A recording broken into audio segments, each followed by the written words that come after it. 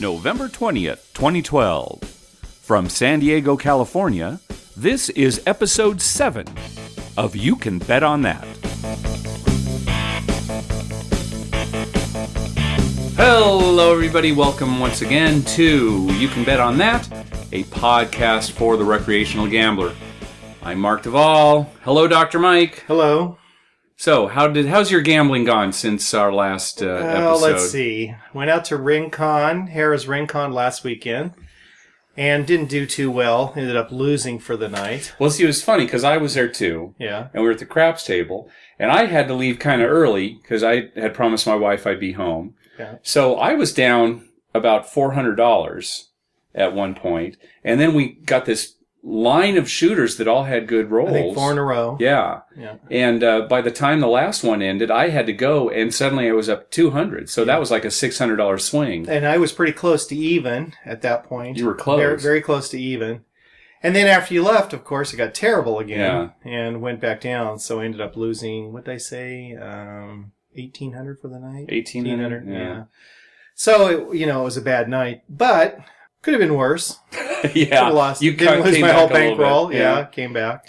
So I went over to Pink's, got a hot dog with mushroom and cheese. That's a good hot dog. Yeah, I'm going to go down the menu, and every time we go, I'm going to get a different hot dog. That's good. Yeah, try them all. Yeah. And then when you're done, pick one and just eat that one the rest forever. Never switch back. I'll decide which one's the best. Yeah, never switch back. It's only a little better than everything else, but now that's the only one I'm going to eat. Unless you get sick on it, and then you have to switch.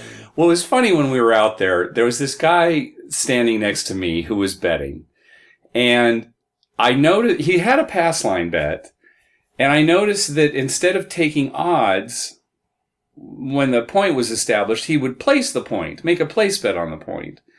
And we haven't really talked about that on the podcast much, but a place bet, wins and loses the same, but it doesn't pay as well. You should take free odds instead. Yeah. And I turned to you and I said, why do you think this guy's doing it? Should I ask him? I'm thinking, I kept telling you, no, do not ask. It's going to be something really annoying. Don't ask. Finally, I just couldn't stand it anymore. And I had to ask. I turned to the guy. First of all, number one, he was betting $12 on the pass line every time, right? So what's going through $12? What's going through his mind?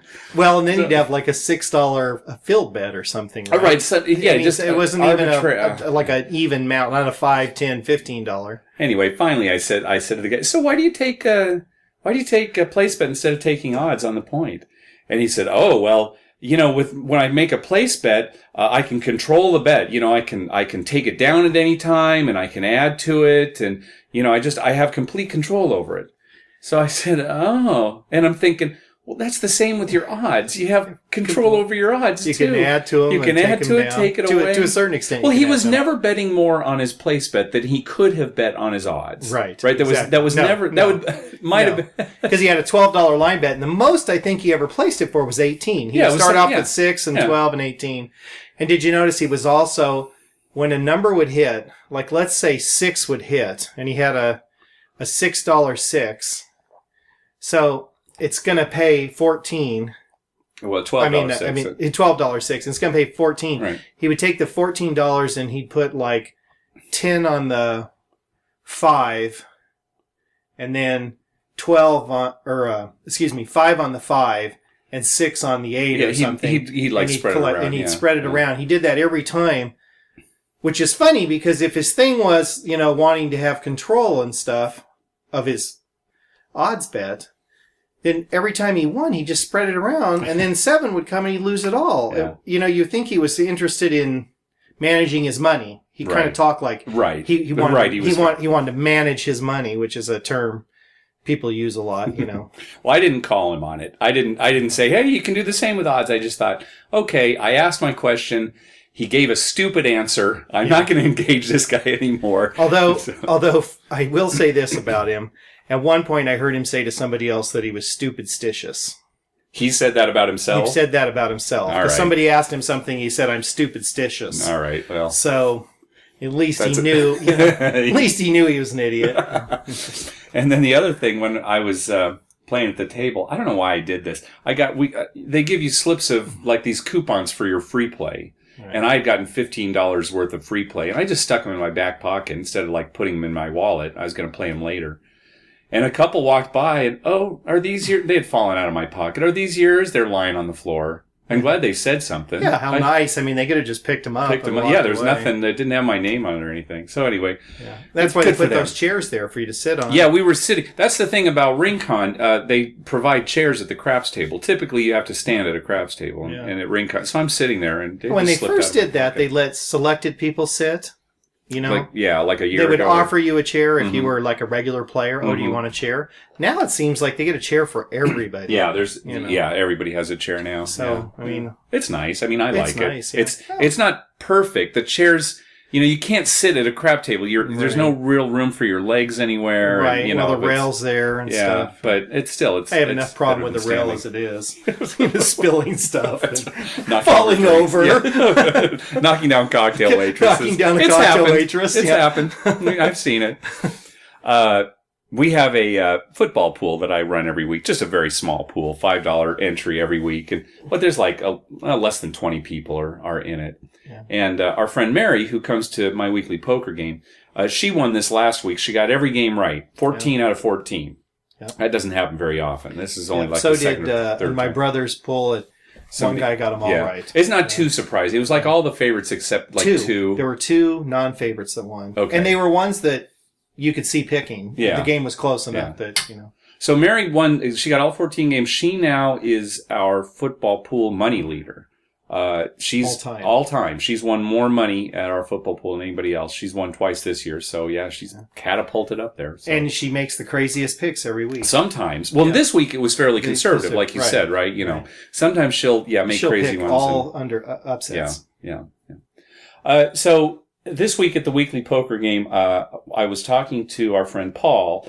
Remember in our last episode, we talked about how Paul goes out to Viejas Casino here in town, and he plays this Buster Blackjack bet, which is a side bet that you make, a bet that the dealer will bust. And you can listen back to the previous episode for some of the details on how that works. But I was talking to Paul, and he told me a couple more interesting things about the bet. First of all, the limits are anywhere from $1 to $50. Wow. $50 max. So if you recall, if the dealer busts on 8 or more cards, I think the payoff was like 250 to 1. Right. So you could win like over $12,000 if you had like a $50 bet out there. Yeah. That'd be nice. The other thing, and this was pretty interesting, he said that if you have at least $5 bet on the Buster Blackjack bet, and you make a blackjack, and the dealer busts with exactly 7 cards, you get $1,000 in addition to whatever the Buster Blackjack will pay. Like a jackpot or something. Like a bonus, yeah. If you get a blackjack and the dealer busts on 7 cards, you get $1,000. If he busts on 8 or more and you have a blackjack, you get $9,000. Wow. That's as long as you have a $5 bet in Buster Blackjack. Yeah. That's what he so I'm hearing that from Paul. Yeah. I don't know if there are So he's betting 5 every time? I know he's got at least 5 out there every time. Well, because just in case, right? Right. So I don't know how that. I should look and see if anybody's done any analysis on how that might affect the overall house edge. But it's pretty unlikely. You've got to hit a blackjack, and the dealer's got to hit a lot of cards to bust. So anyway, that's some additional information on the Buster Blackjack. All right, so let's move on to our poker home game of the week. This is the segment where we talk about poker games that you would not play in a casino, but you might play with your friends in a home game. And this week we're going to talk about baseball. It's a fairly well-known home game. And there are a lot of variations, but the basics are this. Typically it's a 7-card stud game, but you could play it however you like. And 3s and 9s are wild. And if you are dealt a 4, you get an extra card. Those are the basics. So when we say 3s or 9s are wild, that means that any 3 or any 9 can be used to make any hand. It can be any other hand. They're completely wild. They're typically the 9s are wild for free, and then the 3s you have to pay for to make them wild. And there are a lot of different ways that you can pay for your 3s to be wild. You could have just a fixed amount. Like, okay, it's 25 cents depending on your limits. Or let's say you're playing a structured 7-card stud game, like 1-2. You could say, oh, well, it's $2 to make a 3 wild. Yeah. I've heard of games where you have to match the pot to make 3s wild. That makes more sense. I like that. I kind of like that too because, wild cards are pretty powerful. You're going to want to make that wild. Right. At the same time, you're matching the pot. You're doubling the pot. Right. And if the pot's up there, you have a big decision. Do you really want that wild card? Do you have a chance to win? Has somebody else been betting? Right. With potentially more wild cards than you? Right. But if you're up to that point, hopefully you have a possible winning hand because... And we'll talk about strategy in a moment, but wild cards are so powerful in this game that if you don't already have some wild cards, you should probably be getting out of the hand. Right. Especially since there's 8 of them. Right. There are 8 wild cards, right. Now, I also said that if you're dealt a 4, you get an extra card. You could make that a free extra card. You could make it an extra card that you have to pay for.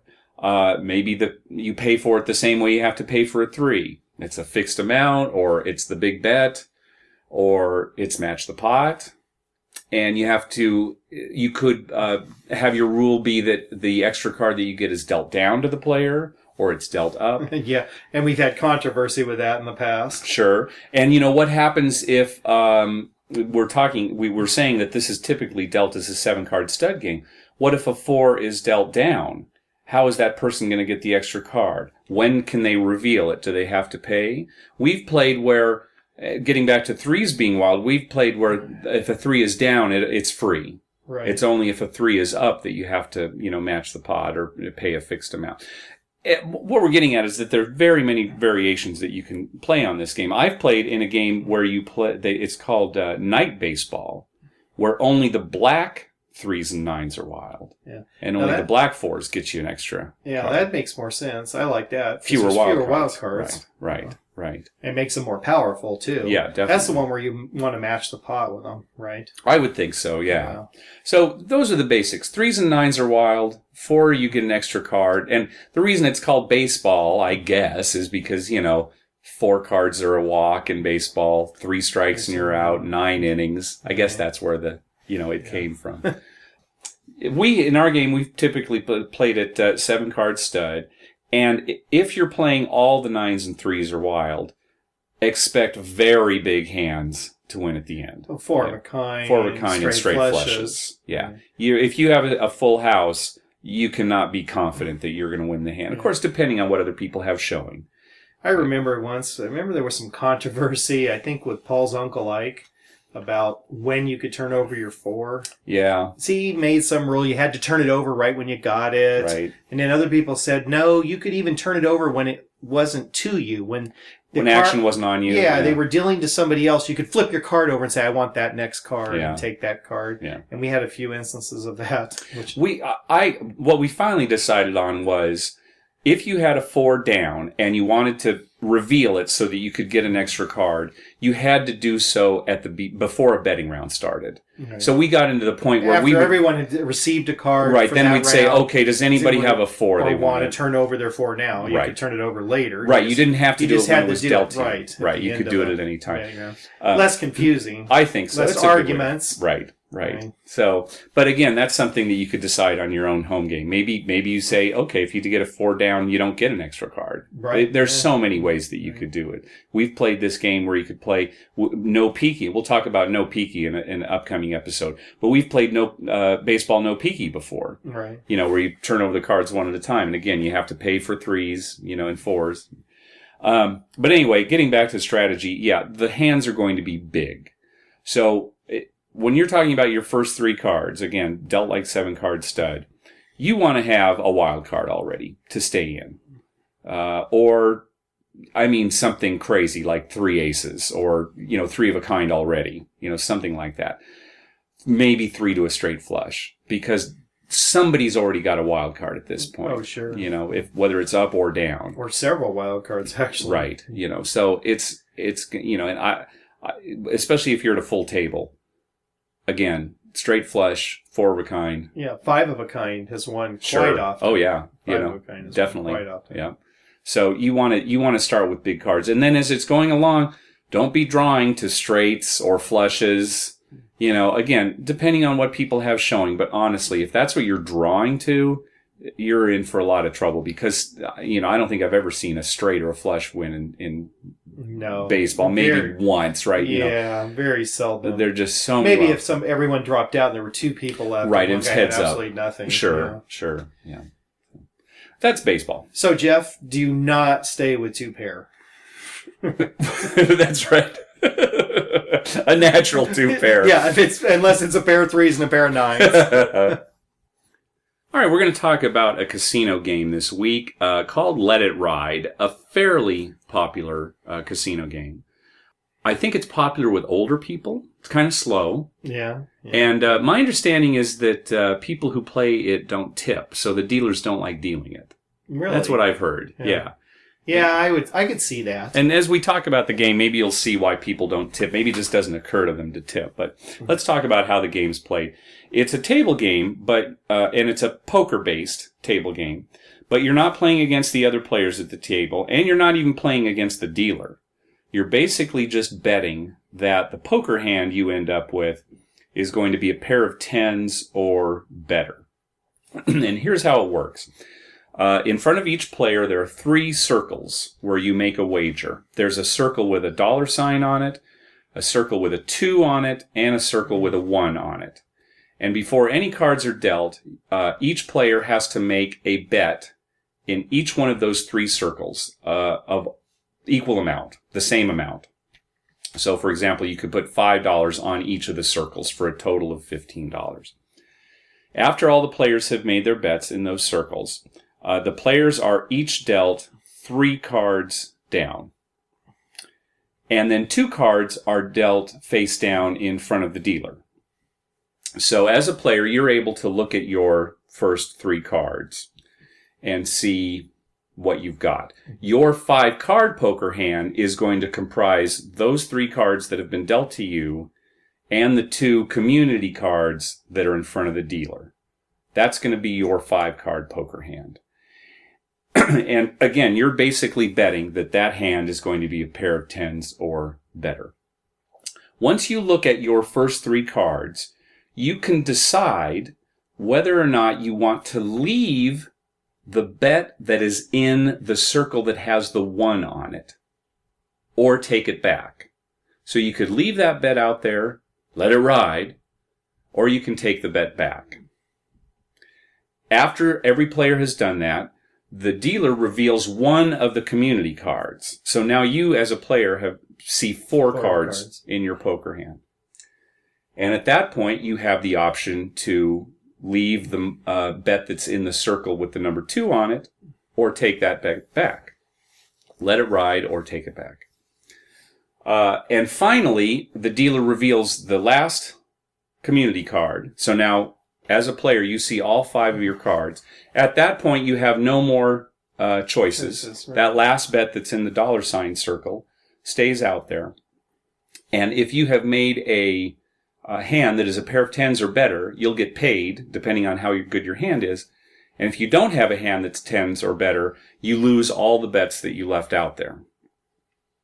All right, so if again, you have 3 bets to start with. At the end, however much money you have out there gets paid depending on how good your hand is, your 5-card poker hand is. If it's just a pair of 10, just any pair that's, tens, jacks, queens, kings, or aces, any bets that you left out there get paid even money. If you make 2 pair, you get paid 2 to 1. That's again on any bet that you left out there. 3 of a kind gets paid 3 to 1. A straight is 5 to 1. A flush is 8 to 1. A full house is 11 to 1. 4 of a kind is 50 to 1. A straight flush is 200 to 1. And a royal flush is 1,000 to 1. Again, that's on all the bets that you left out there. And if you don't have a hand that's a pair of tens or better, you lose. It's almost like playing video poker at a table. Right, yeah, very. Because all you're doing is betting on the hand you're going to make. Now, there's no draw in this game, so it's not draw poker like video poker. Yeah. and you have some opportunities to remove some bets from the table. But all you're doing is betting on the poker hand that you're ultimately going to have. It's like tens or better video poker. Yeah, right? Basically, sort of. And I think that psychologically, I think this is a very clever on the casino's part, because the game could be played exactly the same, where instead of like removing bets from the table, you had to like put a bet on the table instead.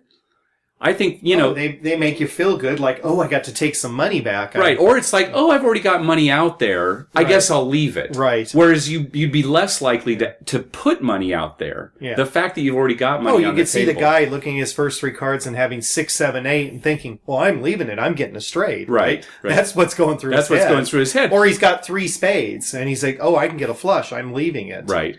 Which, in reality, he should probably pull that bet back. Wait till he gets his 4th card, right? And then make a decision, right? So I think it was smart on whoever came up with the game, to get the money on the table first, and then give the player the option of taking it back or just leaving there. Yeah. Because I think, like you said, most players just, it's already out there. Maybe I'll get lucky. Right. That's what they're thinking. So let's talk about strategy. We're going to talk about a simple strategy to play this game, not the perfect basic strategies, just because I think it'll bog the podcast down. But in the show notes, I'll put a link to the Wizard of Odds website where he has the perfect basic strategy for playing this game. But we'll just talk about kind of a good strategy to make it easy. So when you've looked at your first 3 cards, obviously if you already have a winning hand, you already have a pair of 10s or better, you're going to leave the bet out there. Right. Also, if you've got 3 cards that are suited, you can leave your bet out there. Again, that's not perfect basic strategy, but if you've already got 3 suited cards, go ahead and leave it out there. If not, take that first bet back, the bet that's in the number 1 circle. Now, once you've seen your 4th card, that first community card, once again, if you've got already a winning hand, of course, you're going to leave your bet out there. If you've got 4 cards to a flush, leave your card out there. If you've got 4 cards to a straight, certainly if it's an outside straight, leave your money out there. Again, this isn't perfect basic strategy, but it's a simple basic strategy. And that's basically it. And then there are no more decisions to make. It's only those first 2 bets that you can take back. And after that, you just get paid or you lose. Again, I'll put a link to the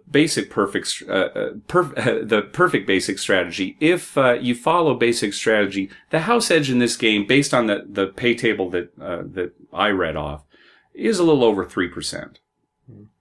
You might see some pay tables that are a little different from the one I mentioned, but a little over 3% you could play. And it's kind of a slow game. And we were talking about, making tips for the dealer here. I haven't played this game too much. We played it years ago, but I assume that maybe you'd put as a bet, as a just tip, like blackjack, just like $1 in front of each bet, and then do you pull it back? Also, I guess. Yeah. See, you'd feel weird, like, oh, I took their tip back. Yeah. So I don't know. Maybe you pull your bet back and just toss them the $1. Yeah. Figuring. I don't know. That's one of the reasons some of these games are so hard to tip in, because it's hard to figure out for a person. Without actually asking the dealer, like, what would be best? Where do you want me to tip? Right. It's hard for them to figure out where to tip. Yeah. I think in craps, that's the biggest reason people don't tip, is they don't know what to do. They figure, like, well, how do I tip? I don't want to tip the table minimum $5. They don't realize you can put $1 for the dealer. Right. Yeah. Anywhere. Yeah, sure. So, so a lot of them, unless you played a lot, they could, to a rookie, it's intimidating. And even the dealers are probably not real comfortable telling players where they should bid for them, right? Make a $25 bet in the horn. That's what I want to do. Give me a $5 horn high ace deuce. So anyway, that's Let It Ride. Again, it's a game where if you kind of want to relax, it's maybe not as slow as Pai Gow Poker. There's a lot of pushing. But if it's something where you want to relax and there's a small table minimum, because that's the other thing. If it's a $5 minimum table, well, you have to put $15 out there to start every time. Right. And so you could potentially be risking $50 each time, depending on how, what your hand looks like. There are also a couple of side bets we won't talk about here, but on the Let It Ride table that are kind of typical for side bets that you see at these games. There's a side bet where you can bet that your first 3 cards are going to be, a pair or better, or that you ultimately make a certain hand. They've got all sorts of different side bets, that you can make additionally, for just $1 or something like that have a fairly high house edge too. Yeah. But the pay tables would be, on the tables when you get there. What I got to say about Let It Ride is that I would be willing to wager that I have watched the movie Let It Ride more times than I've actually played the table game Let It Ride. Okay. That's right. Well, and and mostly because of Terry Garr. In Let It Ride the movie. In Let It Ride the movie, right. Not the That's a good movie. Not many people have seen that movie. We should spend a podcast in the future just talking about how good that movie is. That's a good movie. It's a good gambler's movie. I recommend you watch it. I'll watch it again before we talk about it again. It's been years since I've seen that. Well, and Let It Ride, when did it come out? It was maybe 15 years. More than that, actually. Now that I think of it.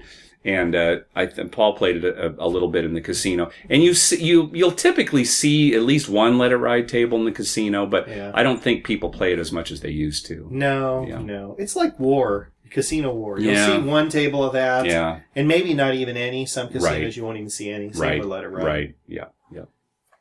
All right, so that's going to do it for this episode of You Can Bet on That. Please visit our website, youcanbetonthat.com, where you can check out our show notes and leave comments. Also follow us on Twitter @YouCanBetOnThat, or you can email us. That's the best thing to do. Yep. In fact, still waiting for Paul to email us. Yeah, it'll happen one of these days. Probably be some just insulting, Go to hell. Right, just full of obscenities. But let us know too if there are any games out there that you have questions that you'd like us to talk about, because there are tons of table games out there. Everybody knows about the popular ones, craps and blackjack and what have you, but there are a lot of table games out there in different variations. So, or made up home games. You have if you have a game that you made at home that we might want to play. Sure, in our poker game. Yeah, let us know. Our email address is youcanbetonthat@gmail.com. That's going to do it for this episode. We'll see you next time. See you next week.